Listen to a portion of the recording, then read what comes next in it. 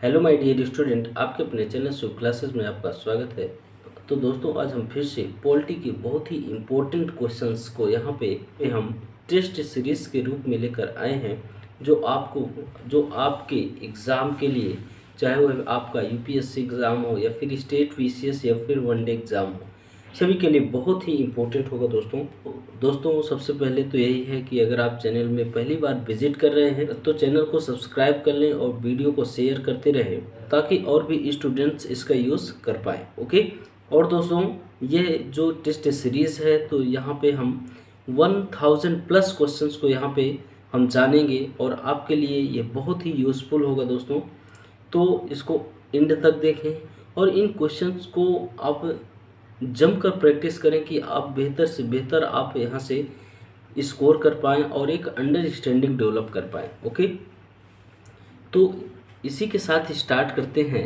तो दोस्तों, इसके पहले हमने 2 वीडियो पहले ही अपलोड कर चुके हैं जिसमें हम लगभग 100+ क्वेश्चन वहाँ पर डिस्कस किए हैं। ओके, तो आप वॉच लिस्ट में जाकर उसको आप देख सकते हैं।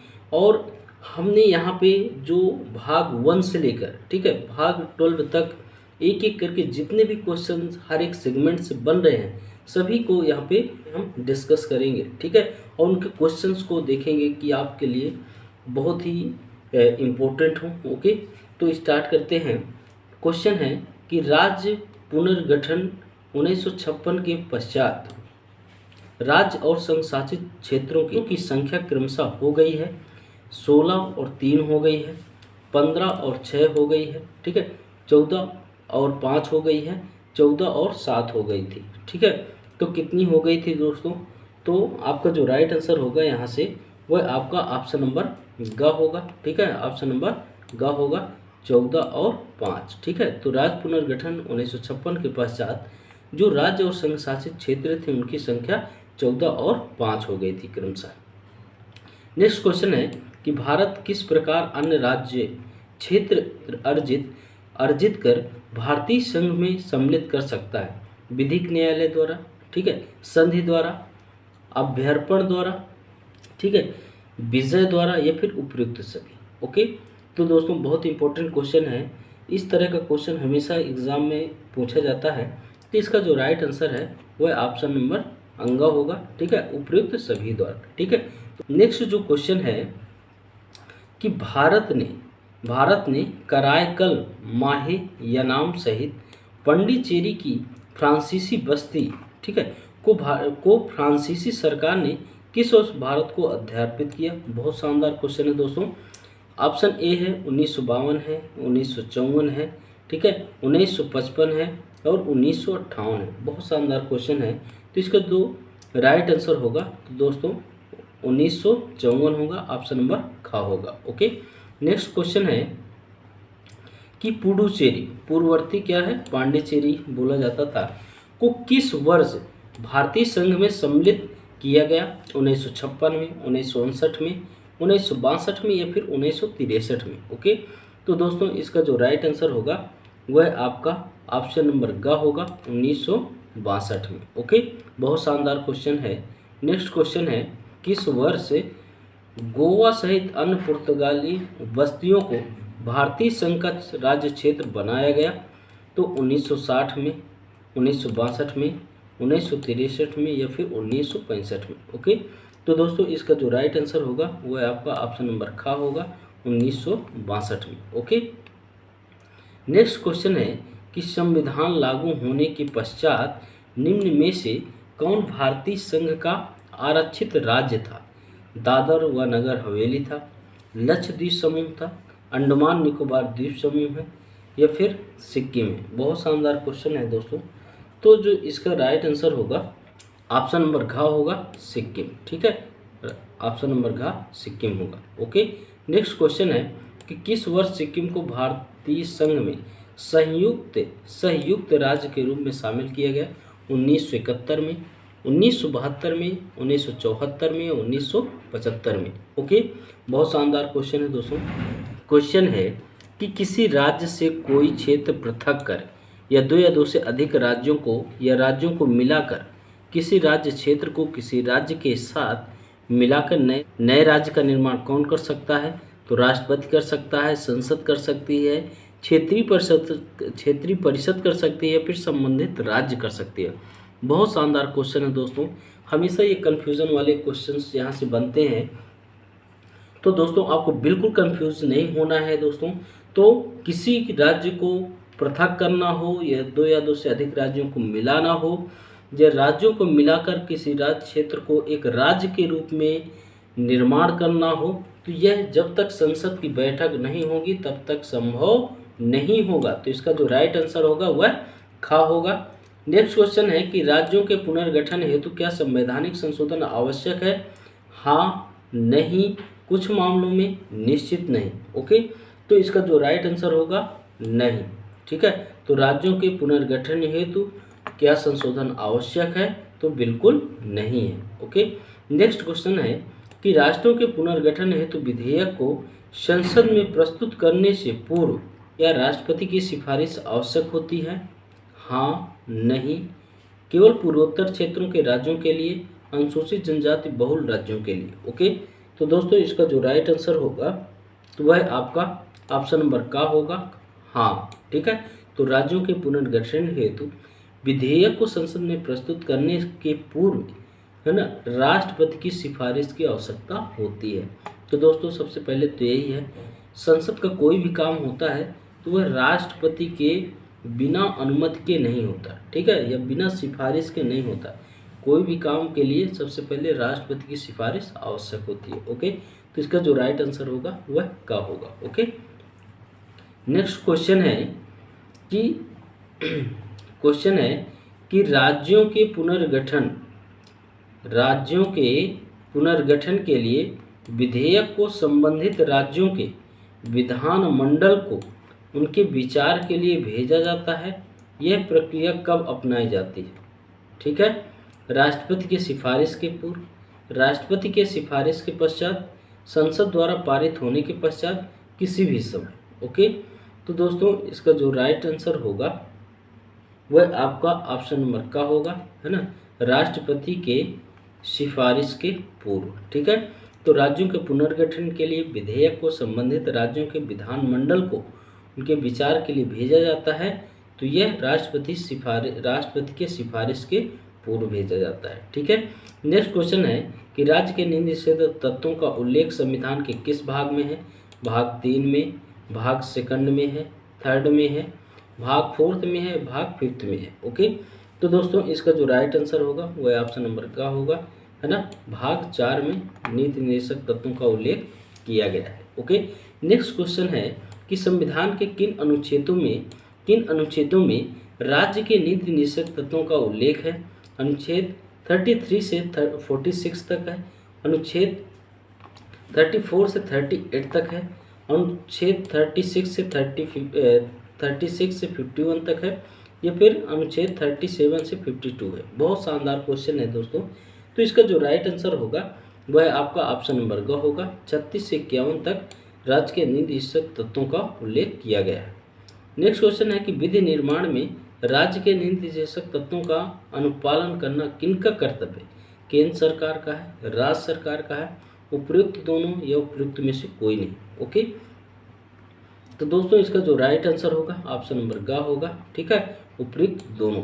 तो विधि निर्माण में राज्य के नीति निर्देशक तत्वों का अनुपालन करना किसका कर्तव्य है? तो केंद्र सरकार और राज्य सरकार दोनों का है। ओके, नेक्स्ट क्वेश्चन है कि निम्नलिखित में से किन विषयों से संबंधित राज्य के नीति निर्देशक तत्वों के क्रियान्वयन हेतु, ठीक है, क्रियान्वयन हेतु मौलिक अधिकारों को सीमित किया जा सकता है? शिक्षा है, सामाजिक न्याय है, आर्थिक न्याय है, अंतर्राष्ट्रीय क्षेत्र में शांति को बढ़ावा, ये उपयुक्त सभी। बहुत शानदार क्वेश्चन है दोस्तों। तो इसका जो राइट आंसर होगा वह आपका अंगा होगा, है ना, उपयुक्त सभी। तो राज्य के नीति निर्देशक तत्वों के क्रियान्वयन हेतु मौलिक अधिकारों को अगर सीमित किया जा सकता है तो शिक्षा, सामाजिक न्याय, आर्थिक न्याय, अंतर्राष्ट्रीय क्षेत्र में शांति को बढ़ावा देने के लिए आदि के लिए सीमित किया जा सकता है। ओके, नेक्स्ट क्वेश्चन है कि राज्य का नीति निर्देशक तत्व एक ऐसी चेक है जो बैंक की सुविधा अनुसार अदा की जाएगी। बहुत शानदार एक कथन है, स्टेटमेंट है तो किनके द्वारा यह कथन है? डॉक्टर बी आर अम्बेडकर के द्वारा, के टी सेठ के द्वारा, डॉक्टर राजेंद्र प्रसाद के द्वारा, के एम मुंशी के द्वारा। ओके, तो इसका जो राइट आंसर होगा दोस्तों, तो वह आपका ऑप्शन नंबर ख होगा, के टी सेठ के। कई बार एग्जाम में एक क्वेश्चन पूछा जाता है थॉट्स के ऊपर, तो ये किनका है? तो के टी सेठ का एक स्टेटमेंट है। ओके, नेक्स्ट क्वेश्चन है कि संविधान में राज्य के नीति निर्देशक तत्वों को शामिल करने का उद्देश्य क्या है? राजनीतिक लोकतंत्र की स्थापना करना है, या फिर सामाजिक लोकतंत्र की या सामाजिक आर्थिक लोकतंत्र की स्थापना करना, या गांधीवादी आदर्शों के अनुरूप लोकतंत्र की स्थापना करना? बहुत शानदार, कितना गजब का क्वेश्चन है यहाँ पे। तो दोस्तों, हम आपको बता रहे हैं कि आप इन क्वेश्चंस को देख लें तो आपको बिल्कुल भी आपके डाउट्स यहाँ से ख़त्म हो जाएंगे, और आप बिल्कुल भी एग्ज़ाम में जब बैठेंगे आप एग्ज़ाम हॉल में, तो बिल्कुल 100% आप सही करके आएंगे। आपके अंदर एक भी कन्फ्यूज़न नहीं होगा दोस्तों, क्योंकि हम जो यहाँ पे डिस्कस कर रहे हैं, जो ये क्वेश्चन हम लेकर आए हैं आपके लिए, यह इतने शानदार क्वेश्चंस हैं कि आपको टेस्ट सीरीज़ तो आपको बहुत देखने को मिलती हैं यूट्यूब में, बट आप यहाँ के क्वेश्चन को आप उनसे आप कंपैरिजन कर सकते हैं कि ये क्वेश्चन कितना आपके लिए इम्पोर्टेंट है, ठीक है, आपके एग्ज़ाम के लिए। और बिल्कुल एग्जैक्ट इसी तरह के क्वेश्चन एग्ज़ाम में पूछे जाते हैं दोस्तों। ओके, तो इसका जो राइट आंसर होगा दोस्तों आपका, वह है ऑप्शन नंबर ग है ना, कि जो नीति निर्देशक तत्व हैं वह सामाजिक आर्थिक लोकतंत्र की स्थापित करते हैं। इसमें ध्यान रहे, इसमें राजनीतिक लोकतंत्र की बात नहीं कही गई है। ओके, तो ऑप्शन नंबर ग होगा, सामाजिक और आर्थिक लोकतंत्र की स्थापना के लिए। ठीक है, नेक्स्ट क्वेश्चन है कि किस संवैधानिक संशोधन अधिनियम ने राज्य के नीति निर्देशक तत्वों को मौलिक अधिकारों की अपेक्षा अधिक प्रभावशाली बनाया है? तो ऑप्शन नंबर का है 42वां संवैधानिक संशोधन अधिनियम 1976 है। ठीक है, इसको मिनी कॉन्स्टिट्यूशन भी बोला जाता है, कॉन्स्टिट्यूशन भी बोला जाता है दोस्तों। नेक्स्ट क्वेश्चन है कि राज्य के नीति निर्देशक तत्वों और मौलिक अधिकारों के संबंध को मूल संवैधानिक व्यवस्था के अनुरूप सर्वोच्च न्यायालय ने किस मामले में किया है? मिनर्वा मिल का मामला है, सज्जन सिंह का मामला है, मेनका गांधी का मामला है, या फिर केशवानंद भारती का मामला है? ओके, तो दोस्तों इसका जो राइट आंसर होगा वह ऑप्शन नंबर का होगा। ठीक है, मिनर्वा मिल का मामला है। ओके, बहुत शानदार क्वेश्चन है। नेक्स्ट क्वेश्चन है कि उपर्युक्त मामले में सर्वोच्च न्यायालय के निर्णय के पश्चात राज्य के नीति निर्देशक तत्वों से संबंधित किस अनुच्छेद के क्रियान्वित के लिए ही मौलिक अधिकारों को सीमित किया जा सकता है? अनुच्छेद 38 है, अनुच्छेद 39 का खा है, अनुच्छेद 40 खा है, या अनुच्छेद 41 खा और ग है? ओके, तो इसका जो राइट आंसर होगा दोस्तों, तो वह आपका ऑप्शन नंबर खा होगा, है ना, अनुच्छेद 39 का और खा। ठीक है, नेक्स्ट क्वेश्चन है, अब तक राज्य के नीति निर्देशक तत्वों की सूची में कितनी बार वृद्धि की गई?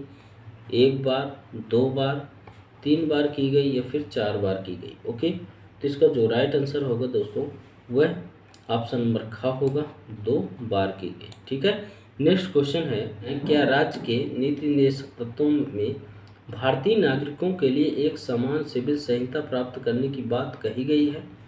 हाँ, नहीं, ठीक है, हाँ, नहीं, हाँ, पर स्पष्ट रूप से नहीं, अनुच्छेद 44 के अंतर्गत। ओके, तो दोस्तों इसका जो राइट आंसर होगा वह आपका ऑप्शन नंबर का होगा, हाँ। ठीक है, तो राज्य के नीति निर्देशक तत्वों में भारतीय नागरिकों के लिए एक समान सिविल संहिता प्राप्त करने की बात कही गई है, तो हाँ, बिल्कुल कही गई है। नेक्स्ट क्वेश्चन है कि संविधान के किस भाग और एवं अनुच्छेद में संवैधानिक संशोधन प्रक्रिया का उल्लेख है? ऑप्शन ए है भाग 1 अनुच्छेद 3 है, ऑप्शन बी है भाग 8 अनुच्छेद 239, ऑप्शन सी है भाग 16 अनुच्छेद 336, ऑप्शन घ है भाग 20/20 अनुच्छेद 368। ओके, तो इसका जो राइट आंसर होगा दोस्तों, तो वह आपका ऑप्शन नंबर घ होगा। ठीक है, ऑप्शन नंबर घ होगा, भाग 20 अनुच्छेद 368। ओके, नेक्स्ट क्वेश्चन है कि संविधान में संशोधन कितने प्रकार से किया जा सकता है? 2, 3, 4, 5। ओके, तो दोस्तों इसका जो राइट आंसर होगा, तो कितनी प्रकार से किया जा सकता है? तो बहुत शानदार क्वेश्चन है, तो ऑप्शन नंबर है 3 प्रकार से। ओके, नेक्स्ट हमने ऑलरेडी डिटेल्स में बहुत सारे वीडियो को डिस्कस किया है, तो आप वहां से जा सकते हैं कि संशोधन के लिए कितने प्रकार संशोधन की संविधान में संशोधन जो मूल संविधान को बिना किसी परिवर्तित किए जो किए जा सकते हैं, तो वह 3 प्रकार से किए जा सकते हैं। क्लास में हमने ऑलरेडी डिस्कस कर दिया है। नेक्स्ट क्वेश्चन है कि संविधान में संशोधन प्रक्रिया में क्या जनमत संग्रह की व्यवस्था है? हाँ है, नहीं है। यदि संसद के दोनों सदन 4/5 बहुमत से प्रस्ताव पारित कर दे, यदि संसद के दोनों सदन सर्वसम्मति से प्रस्ताव पारित करें। ओके, तो दोस्तों इसका जो राइट आंसर होगा वह आपका ऑप्शन नंबर का होगा। हाँ, ठीक है, तो संविधान में संशोधन प्रक्रिया में क्या जनमत संग्रह की व्यवस्था है? तो बिल्कुल है। ठीक है, नेक्स्ट क्वेश्चन है, क्या संविधान संशोधन प्रक्रिया को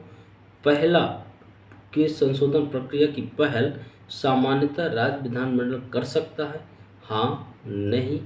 यदि राज्यों के हितों का मामला हो या फिर राज्य सूची के मामलों में। बहुत शानदार क्वेश्चन है दोस्तों, हमेशा ये डाउट भरे होते हैं क्वेश्चन, इसलिए आपको ध्यान से समझना है। तो दोस्तों इसका जो राइट आंसर होगा वह आपका ऑप्शन नंबर ख होगा, नहीं। ठीक है, तो क्या संविधान संशोधन की प्रक्रिया की पहल सामान्यतः राज्य विधानमंडल कर सकता है? तो बिल्कुल नहीं कर सकती। संविधान में संशोधन प्रक्रिया में क्या जनमत संग्रह की व्यवस्था है? हाँ, नहीं। यदि संसद के दोनों सदन 4/5 बहुमत से प्रस्ताव पारित करें, या फिर यदि संसद के दोनों सदन सर्वसम्मत से प्रस्ताव पारित करें। ओके, तो दोस्तों इसका जो राइट आंसर होगा ऑप्शन नंबर ख होगा, बिल्कुल नहीं। ठीक है, नेक्स्ट क्वेश्चन है कि क्या संविधान संशोधन प्रक्रिया की पहल सामान्यतः राज्य विधानमंडल कर सकता है? हाँ, नहीं। यदि राज्यों के हितों का मामला हो या फिर राज्य सूची के मामले हो। ओके, तो इसका जो राइट आंसर होगा ऑप्शन नंबर ख होगा, बिल्कुल नहीं। ओके, नेक्स्ट क्वेश्चन है कि संवैधानिक संशोधन हेतु विधेयक सर्वप्रथम कहाँ प्रस्तुत किया जा सकता है? संसद में, राज्यसभा में, राज्य विधानमंडल में या फिर लोकसभा में। ओके, ये भी बहुत शानदार क्वेश्चन है दोस्तों। तो इसका जो राइट आंसर होगा वह ऑप्शन नंबर का होगा, संसद में प्रस्तुत किया जाता है। ओके, नेक्स्ट क्वेश्चन है कि संवैधानिक संशोधन के लिए विधेयक को संसद के किस सदन में पेश किया जाता है? लोकसभा में, राज्यसभा में, दोनों सदनों की संयुक्त बैठक में या किसी भी सदन में। ठीक है, या किसी भी सदन में। ओके, तो इसका जो राइट आंसर होगा दोस्तों किसी भी सदन में पेश किया जा सकता है, चाहे वह लोकसभा हो या फिर राज्यसभा। ओके, क्या संवैधानिक संशोधन विधेयक को राष्ट्रपति से संतुति प्राप्त करना आवश्यक है? हाँ, नहीं। केवल कुछ अनुच्छेदों के लिए, सभी संशोधनों में। बहुत शानदार क्वेश्चन है दोस्तों। तो इसका जो राइट आंसर होगा वह आपका ऑप्शन नंबर का होगा। हाँ, बिल्कुल। ओके, नेक्स्ट क्वेश्चन है कि संवैधानिक संशोधन विधेयक को राज्य विधानमंडलों के पास केंद्र भेजा जाता है।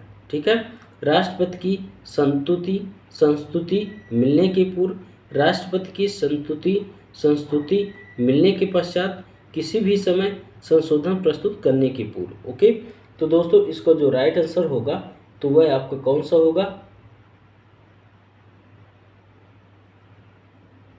तो इसका जो राइट आंसर होगा ऑप्शन नंबर का होगा, है ना, राष्ट्रपति की संस्तुति मिलने के पूर्व। ओके, नेक्स्ट क्वेश्चन है कि राज्य विधानमंडल को कितनी अवधि के भीतर संवैधानिक संशोधन विधेयक को स्वीकार या अस्वीकार करना पड़ता है? 60 दिन के लिए, 180 दिन, एक वर्ष से कोई निश्चित सीमा नहीं। बहुत शानदार क्वेश्चन है। तो दोस्तों इसका जो राइट आंसर होगा वह ऑप्शन नंबर ख होगा, 180 दिन के लिए। ओके।